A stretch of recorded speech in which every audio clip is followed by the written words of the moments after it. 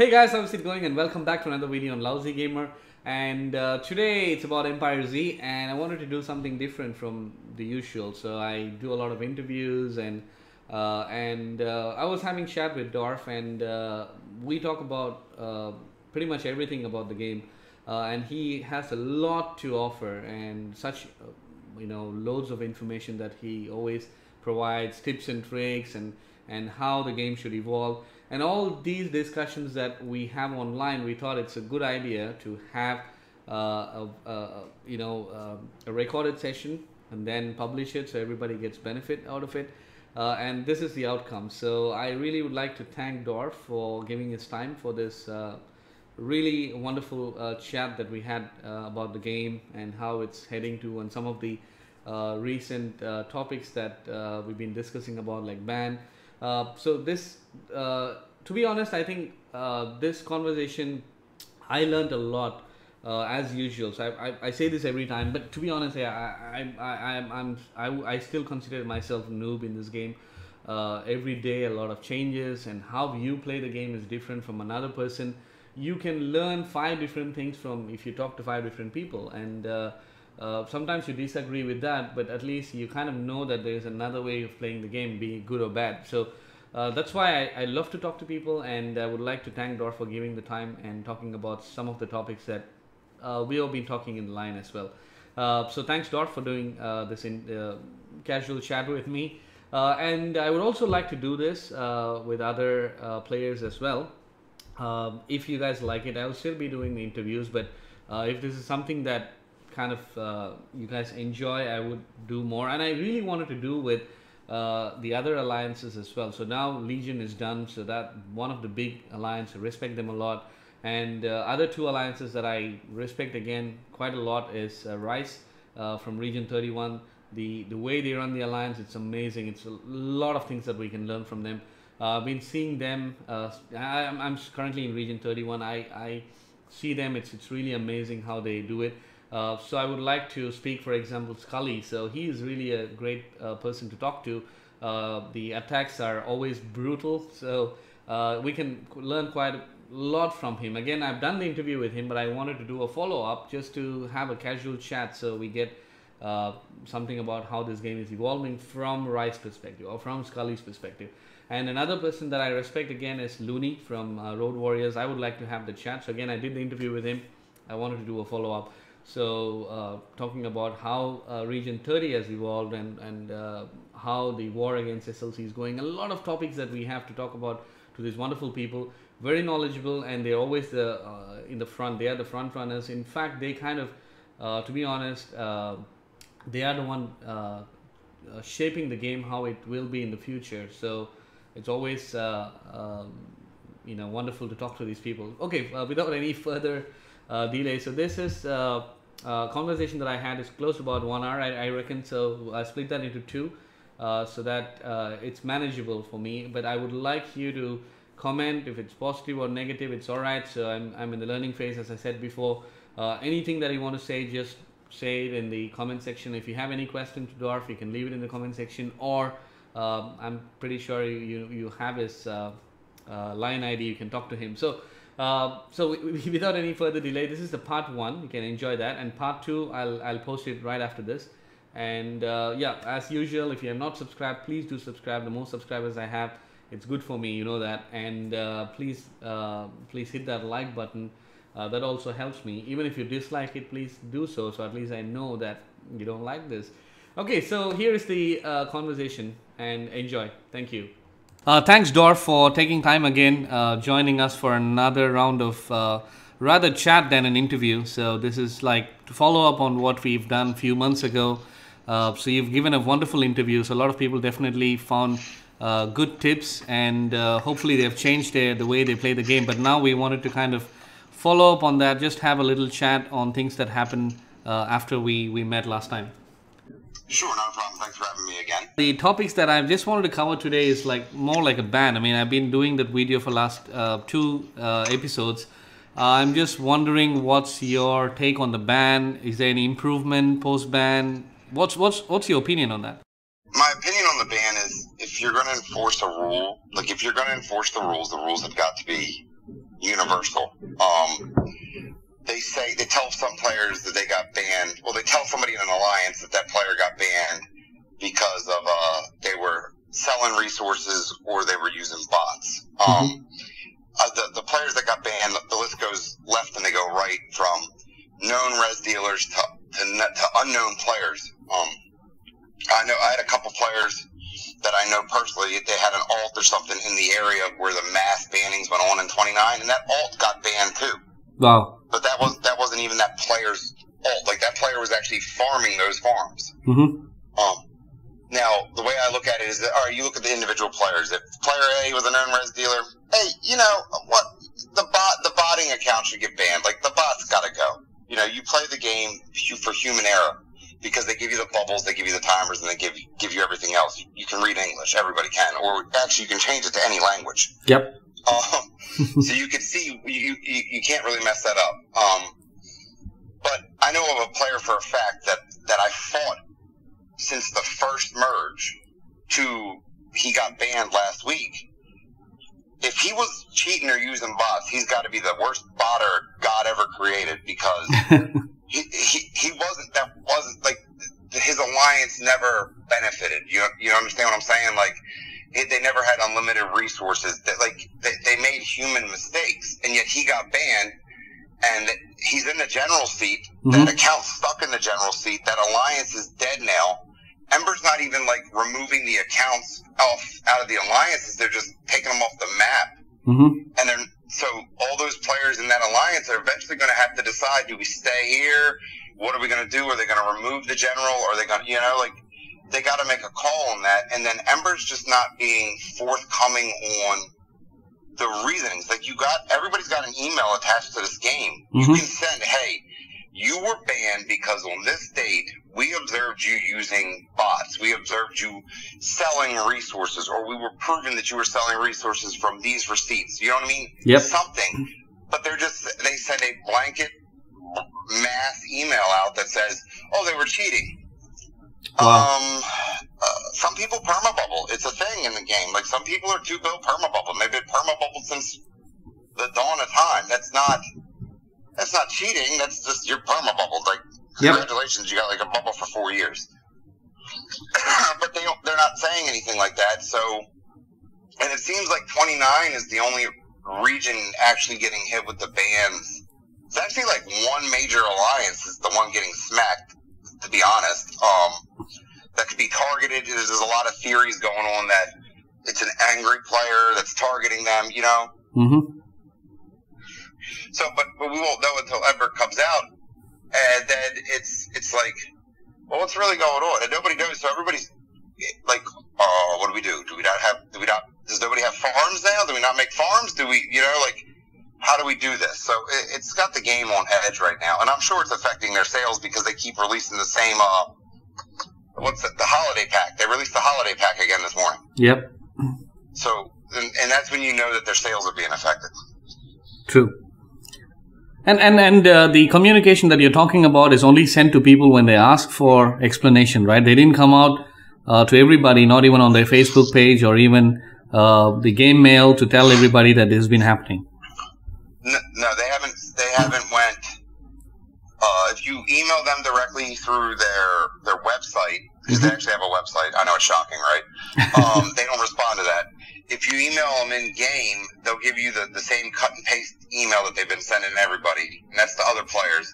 The players that have been banned, I don't know of anybody who's gotten in contact with, except one. I think one guy got in contact with their legal team, and then they vanished too. So no, nobody's. They're giving them a blank answer, and then they're not giving out rationalizations to it. Yep.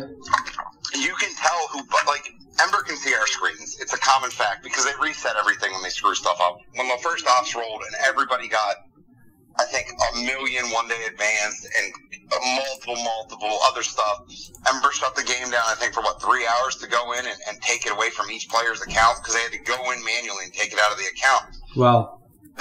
The keystrokes are different. If you use a computer, if you use an Android, if you use an iPhone, a tablet, whatever device device you use Mm-hmm. to play the game, your keystrokes are never identical because you never hit the screen the same way. You never, you know what I mean? And the game can sense that because if you come in and you always click here and you always click here and you do that every hour on the hour, okay, 9 out of 10 times you're a computer. Yep. You know? Even with somebody with OCD, you come in, you're not going to hit directly on that X every time. Yep, correct. I'm a smoker. I might light a cigarette up after I log in the game, Mm-hmm. and then that'll delay my time to what I do next. Mm-hmm. So Ember can see that stuff, but they're not. They're using their eye, just the human eye, to do it because if they weren't using their human eye, then all the accounts in certain areas on the map wouldn't just vanish. Yep. Wow, that's So- really crazy. I don't know. I mean, of the accounts, are they going to give it back? We don't know about it, but a lot of people have lost it and they can't log in, especially what you mentioned. People have even lost the alliance because the general is banned and they don't know what to do from there. Yeah. It's crazy. Mm-hmm. Good. And anything else that you want to add on the ban thing? Like is that improving has it improved? I mean, the main thing that they said is because of bot, the lag and stuff. Did it improve in 29, 31? It's still laggy. I don't know about 30 and 31. I'm really not over there. Yep. But 29, no. A lot of people think it's Ember doing the lag itself Mm-hmm. because before when you messaged Ember about lag, they would respond back with a cut and paste email basically saying we are aware of the lag situation and we're working on it. Mm-hmm. They're not even respond. If you use the word lag in an email to them, they don't respond. Mm-hmm. So a lot of people think it's them doing it on purpose, trying to glitch out the botters, basically. You know what I mean? So Yep. I don't know much about botters. I use an iPhone. You can't.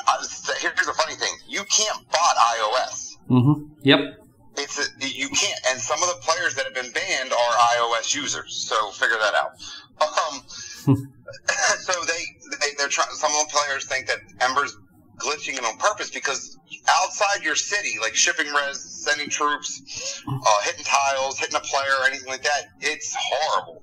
Yep. But if you're doing a raid, or if you're opening items, or if you're building troops a little delayed, but not crazy. There's no issue. You're fine. You can talk in AC and GC like it's cool, but send a troop out to hit a tile and it ain't happen. Yep.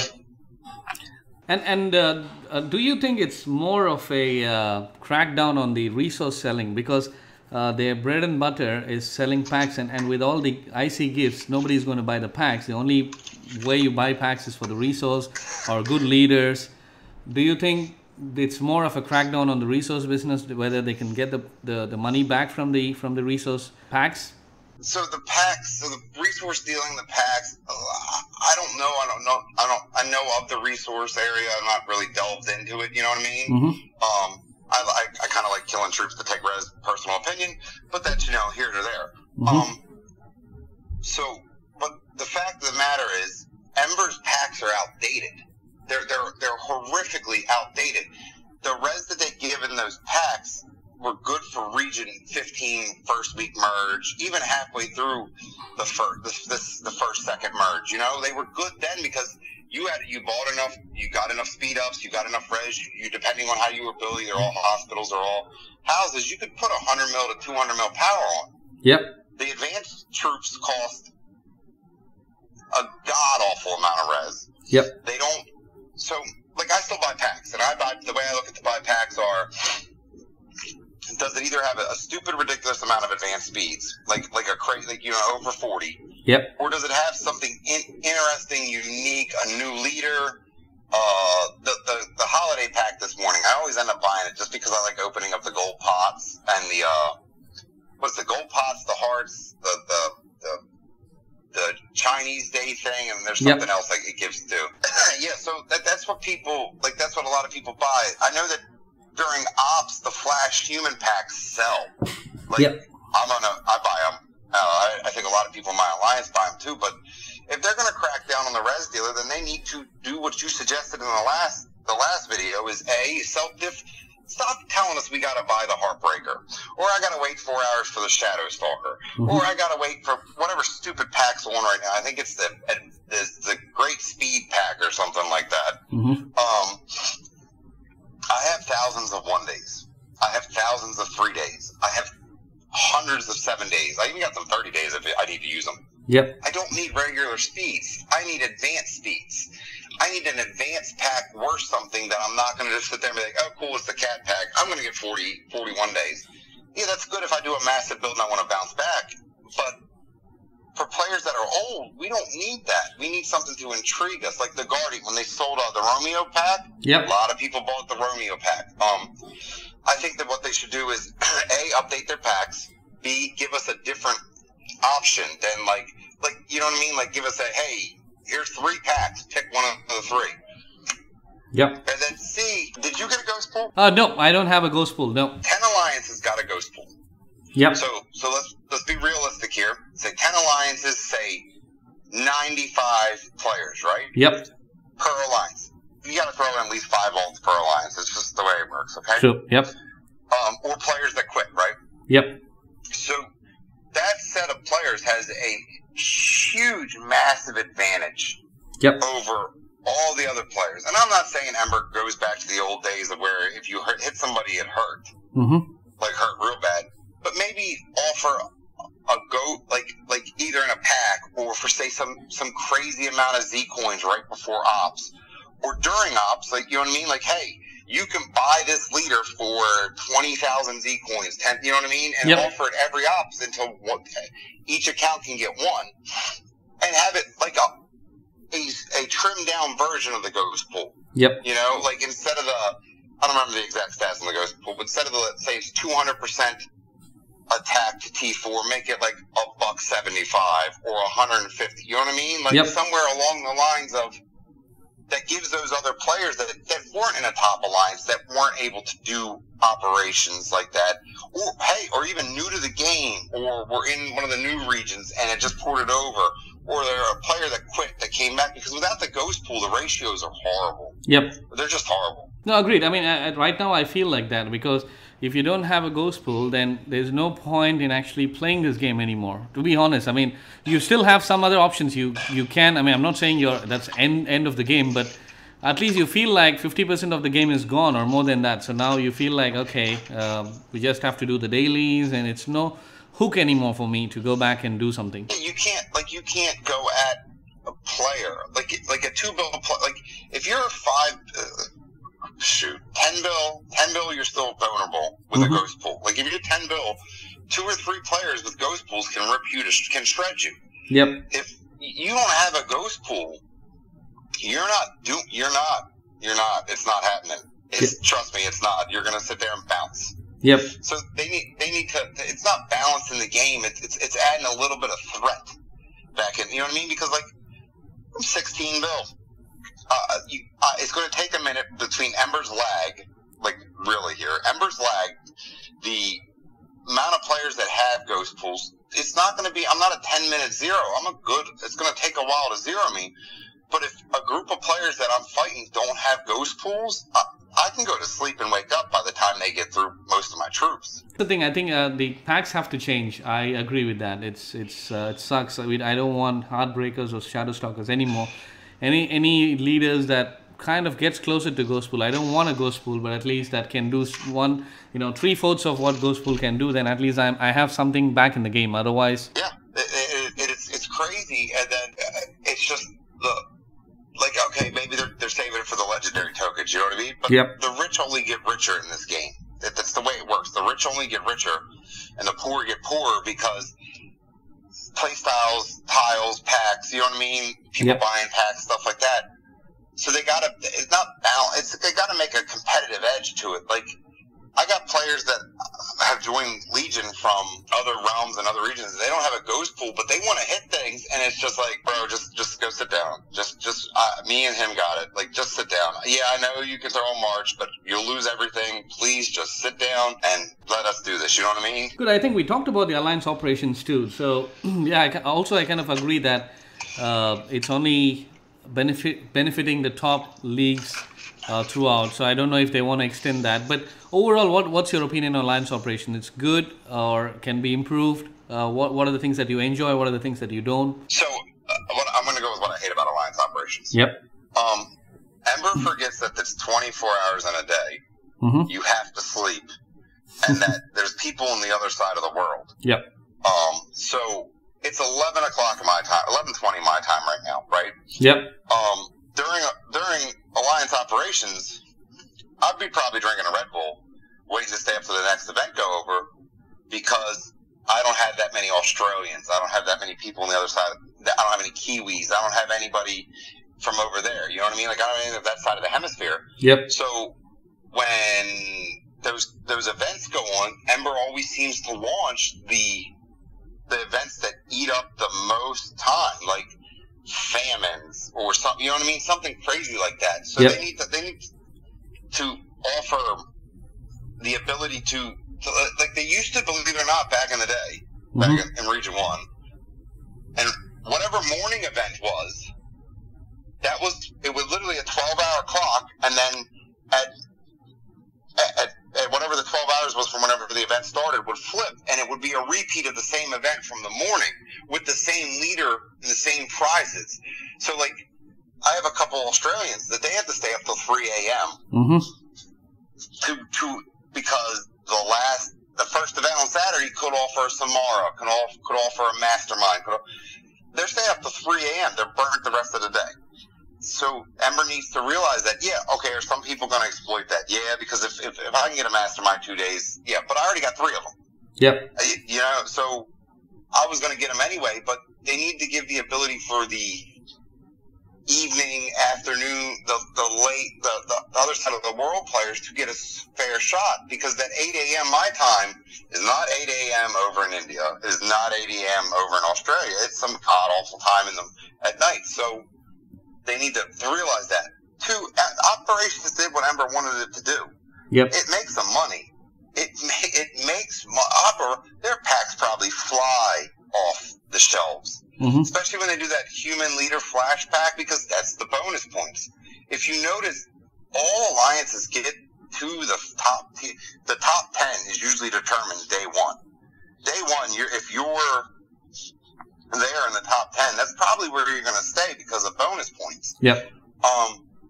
So it's painful. You know what I mean? Like, it's painful. We buy the flash sales. We got to keep going. We push to the end. We wait till the last 2 hours. We get up at 4 a.m. Monday morning to open packs and stuff like that. Then they really have bad timing. Like, they have the worst timing in the world when it comes to these things. They ran an operation during Christmas. Dude, that sucks.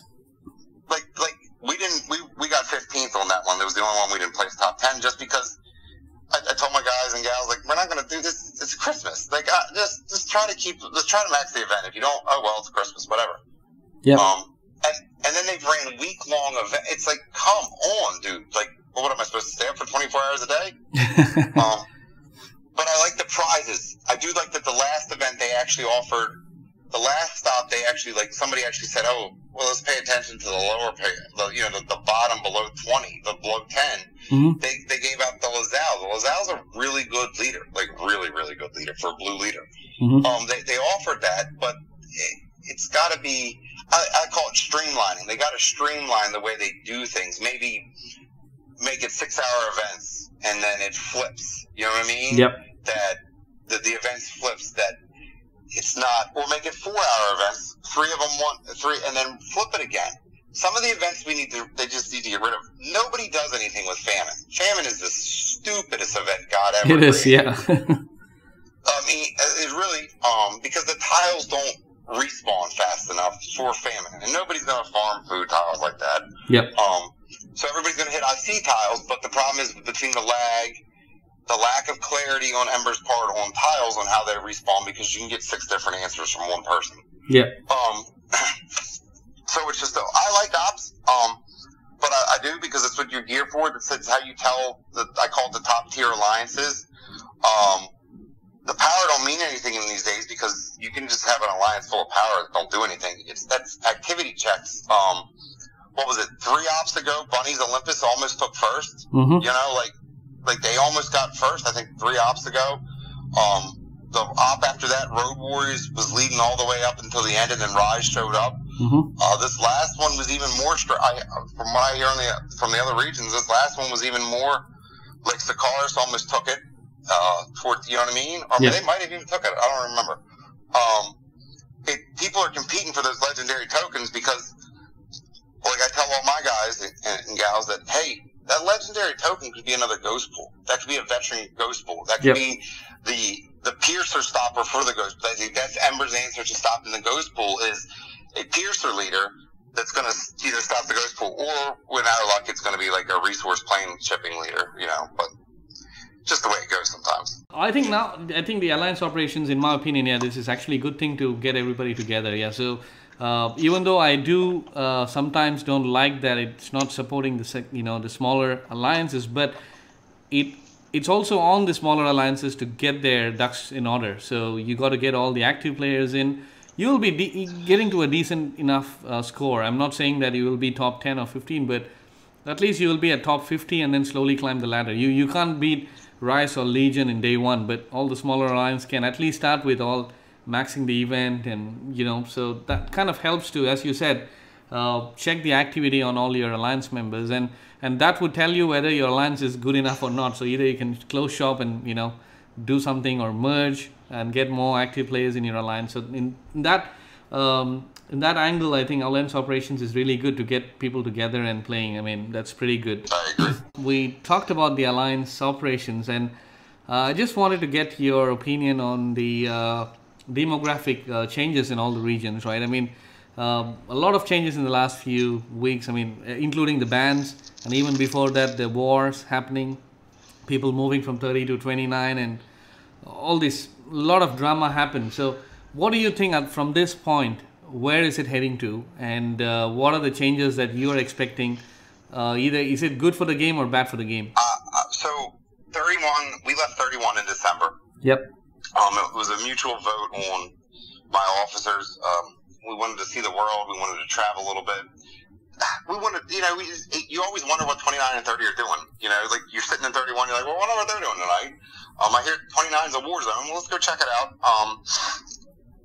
Contrary to what everybody says that we were getting killed, we left on our own. We left on good volition. We were good.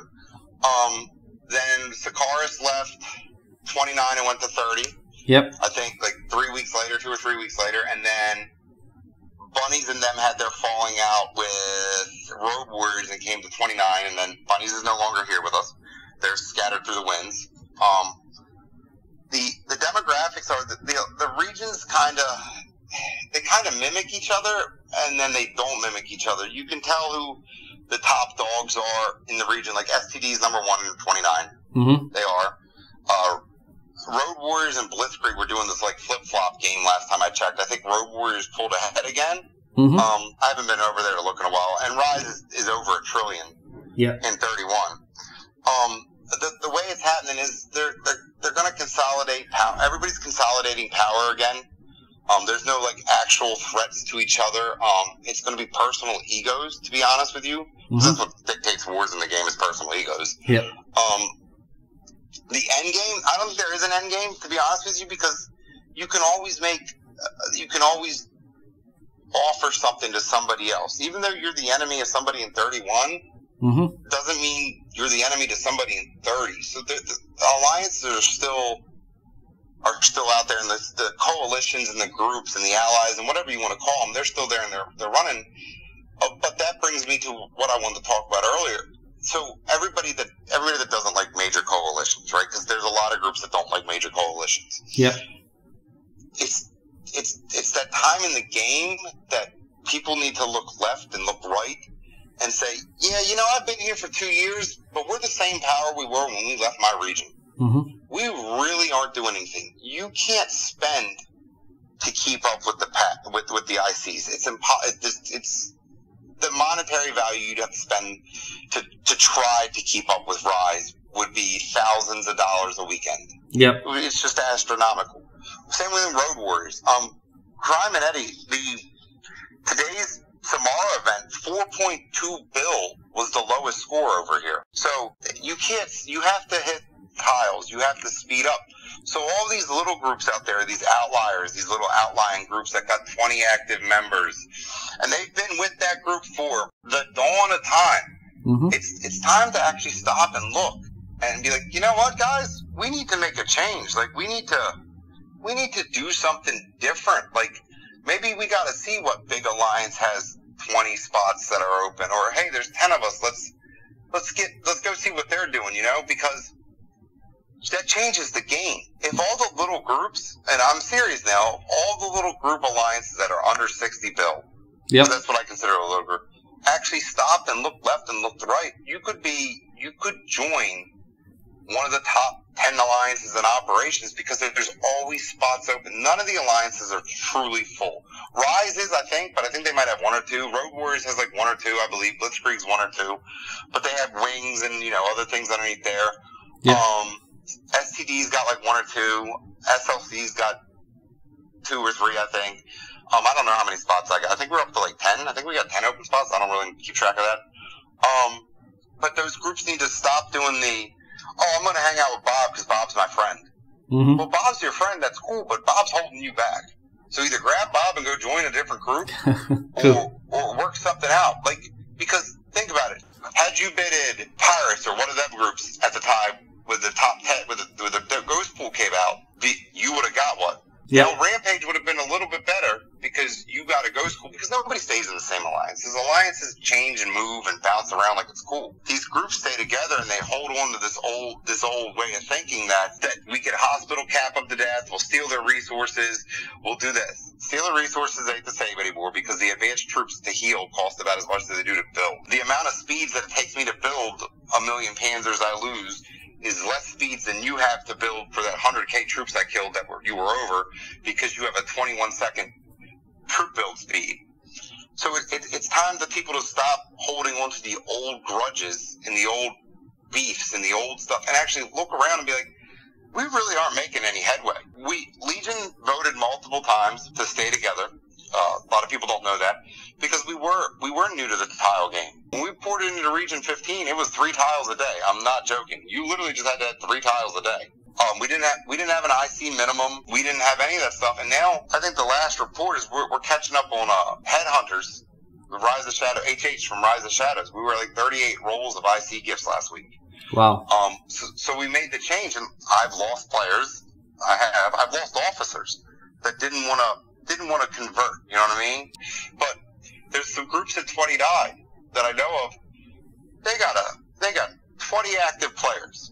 Okay, those 20 active players, some of them live in bubbles because they're not really allied to anybody. They kind of just do their own thing, you know? But they kind of just stagnate, though. You just see them stagnating. You know what I mean? Like, they're not able to push for the Samar. They're not able to do this because they're just on their own. They can't spend the money to get the advanced speeds, to spend 500 of them in one day to win the event. So if people want to really make change to the game and they really want to see a big difference in the game, if you're in one of them groups and you're sitting there and you're by yourself, or you're with 5 other people, it's time to look around and see who's available and see if you could actually work with that person. Even if you know you've had bad experiences. Past recruits for Legion, one of them I zeroed myself. I think I zeroed him with like the first 20 minutes the Region merge started, and we were at war with them. We just started on. I zeroed the dude, and I ran into him across in 29 and asked him what he's doing. He's like, I'm thinking about quitting. I'm playing this, that, and the other thing. He's almost a bill. He's having a blast. You have people. I'm not saying Legion is the best thing here by any means. It's just you have to get in with a different set of people. You have to upgrade. You know what I mean? You just can't stay in the Daewoo.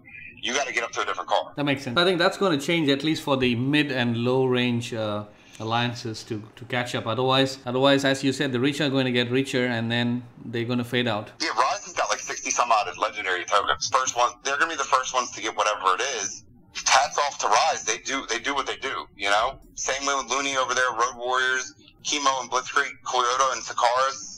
These alliances, STD with John, Smog and Milkshake and SLC, these alliances have proved it time and time and time, you know what I mean? But to change the game, back in the day, if you zeroed a player, it was over. You know what I mean? Like, back in the day, if you zeroed a big, that alliance usually backed off.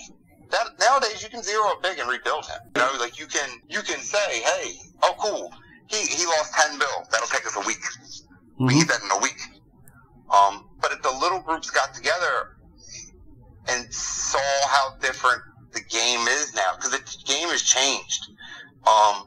So you saw how different the game is and how fast and more productive you can be in the game. It's astronomical. One of my good friends, Beatty, she's always been a raider. Always been a raider. Cap player, hospitals, pickups. She'll steal res from a stone, basically. Literally. She'll get your farms for everything she's got. And I think she personally tormented Smog for like 6 months, right? She's in Sakaris now, and I think she's 5 to 6 bill. Now, this player a year ago was rocking pickups. So you see what I'm saying? Like, she made the change in the jump. So now she's in a top-tier alliance, and she's reaping the benefits. And whoever went with her is doing the same thing. Like, there's multiple players you could go on and list that, hey, they joined blah, blah, blah. You know what I mean? And Mm-hmm. now they're 17 times more power. They're 100 times more power. One of the groups to look at too is AMOD. What's left of them? AMOD left 31 after a bloody war with every alliance. They did. They left. They went and joined Bunnies. Tabby's group did. They rebuilt there. They got huge. They got massive over there. They came, things happened. They joined another group over here. They're still massive. But if you look at the alliances that stayed behind in 31 that didn't want to adapt, like Death Proof, like Gates of Hell, Anonymous, they're still at the same levels. They haven't grown. They haven't done anything. I don't think their cities even move. I think they just sit in one spot collecting dust because they can't do anything. You can't. Storm, I think, is a 80, 90 bill. He might be 100 bill by now. You're not zeroing him. Like, you're not. Like, let's be real here. You're not zeroing him.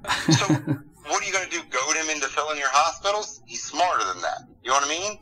And for the people in 30 that are fighting crime, and hey, Looney's got 100 and some odd million piercers. You ain't zeroing that either. Like, you're not. He can leave a vile banker in and fall asleep. Then over here in 29, Smog's account, it has some, it's got like, it's like he bought everything. Like, he called Ember up, was like, I want this leader, this leader, this leader, this leader, this leader. He's got it all. You're not going to zero, that 28 bill Smog account, you're not zeroing that. The amount of panzers you would need is off the charts. And then STD, Jonathan, he got zeroed, I think, a couple weeks before we showed up in 29, and he's twice his size again. You can't argue with the facts. The facts are, if you just hold on to that mentality of, we're going to make the change, we're going to do it. Well, if you're going to make the change and you're going to do it, you got to be brutal with it.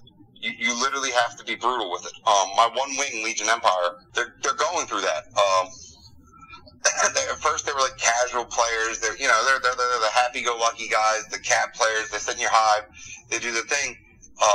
They're slowly conforming to ICs, and they've lost players. Players have left. Players have had to go down to someplace else. They've had to go to the farms because they're not hitting the tiles, and you can't just sit in the alliance and not do anything. Yep. But they're making that turn. The turn is they didn't really need our help to max the alliance operations this time around. They got the alliance operations. It's rolling. It's building. So you just have to. You got to look around you and say, like, do I really just want to grow 100 mil this weekend? Or do I want to put 20 million panzers on my account and then go have fun? Well, how do I do 20 million panzers? Well, I need to get into a bigger group. And now I'm not saying join a top, like, everybody go run and join Road Warriors, everybody go run and join Rise, or STD, or SLC, or Sakaris, or Blitzkrieg, or Headhunters, or Legion. But look in the top 10. You see who hits tiles, because the spreadsheets come out from every alliance. Every alliance publishes a spreadsheet of how many tiles they hit. You know what I mean? Like, yep. How many tiles you hit, how many tiles you didn't hit. Go join. Oh, look, I got a friend over there. You know what I mean? Or wait, I don't like that guy because he's over there. Well, let me go talk to these people. Say, hey, I got 4 or 5 of my buddies. Are you looking for active? We play every day. We ain't got it right now. Get in and you learn stuff. You learn how to streamline your city. You learn hey, you really don't need hospitals anymore. I got 600 million troops, I think, like 60 million piercers, and I don't remember the exact numbers anymore, and I hit somebody today, so my panzer count's low. But what is a million hospitals going to do for that? Nothing. nothing. They're useless. So people have to just make that. You got to take that leap and be like, "Yo, bro, we're doing it. Let's do it." Okay, and so you go, and then you get there and you learn how to be self-sufficient. You see that after a certain amount of IC roles, you're good. You know what I mean? Like, you're good. People help people. It's not what everybody thinks. I went and visited an Alliance in 30 about 2 or 3 weeks after the merge happened, right? Nobody really knew it was me. Somebody did call me out, though, said I was there. They knew who I was. I used an old name I shouldn't have used.